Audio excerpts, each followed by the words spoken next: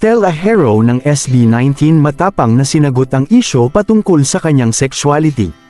Hindi nagpasindak ang miyembro ng sikat na grupo ngayong SB19 sa mga tanong kung saan na-question ang kanilang sexualidad.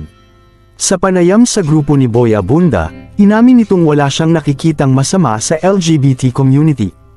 Ayon kasi kay Boy Abunda, maingay ang mga netizens na nagtataka kung lalaki ba siya or miyembro ng LGBT community. Ayon kay Stel ay hindi na bago sa kanya ang mga ganitong usapin, lalo na't halos araw-araw ay may pumupuna sa kanyang itsura at kung paano siya manamit at gumalaw. Matapang naman na pahayag ng aktor ay I don't mind na kung if ever man isipin nila na ganon. Kasi if ever man na ganon ako, what's the problem? So if ever na ganon ako, anong problema?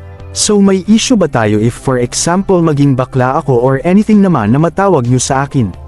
I don't think mayroon kang kinalaman sa akin.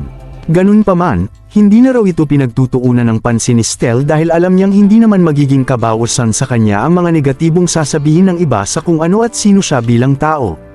Hinangaan ng netizens pati na rin ng fans ng singer ang kanyang pahayag. Nasa modern society na kasi tayo ngayon at hindi na mahalaga kung ano ang iyong sexual orientation as long as masaya ka sa sarili mo.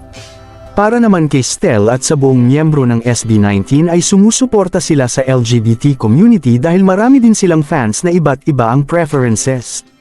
Bukod sa kanyang pisikal na kaanyuan, isang factor daw na nakikita ni Stel kung bakit hindi matuldok-tuldokan ang isyu sa kanyang sexualidad ay dahil rin sa pag-ship ng ilan nilang fans sa mga miyembro ng SB19.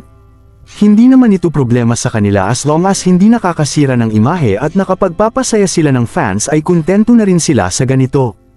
Anong opinyon mo sa balitang ito? Comment down below. Maraming salamat sa panunood at huwag kalimutang mag-subscribe for more videos.